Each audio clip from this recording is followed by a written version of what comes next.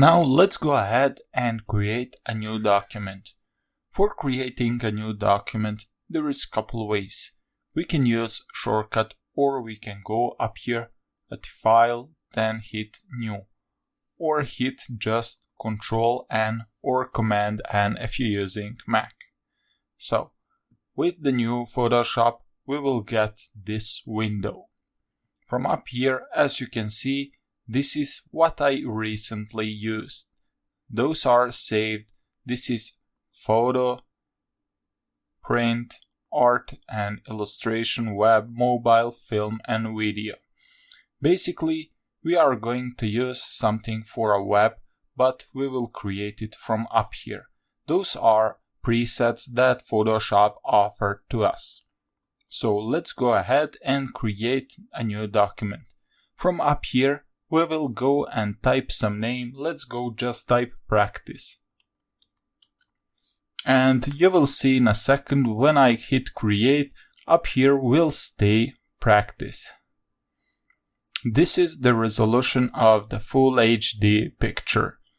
As you can see, width 1920 by 1080 with pixels. From up here we can change to inches, centimeters, millimeters, point and stuff like that.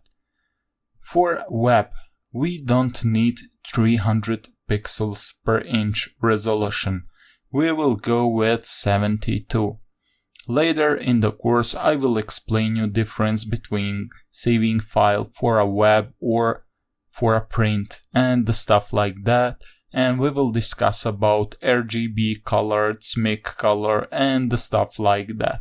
So don't worry about that for now. Let's go and create a new document. From up here we can change a color of our background.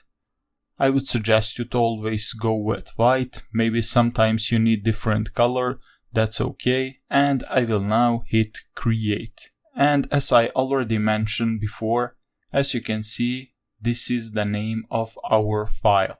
Let's go ahead and create one more by using shortcut. Control N, and it will bring up this window. Okay, let's go again, type 72. Now let's name it Practice 2. I'm showing you this just to practice a little bit to make you active.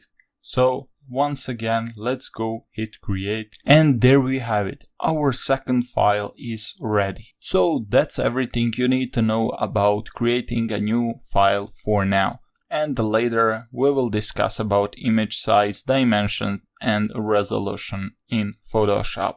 So see you there.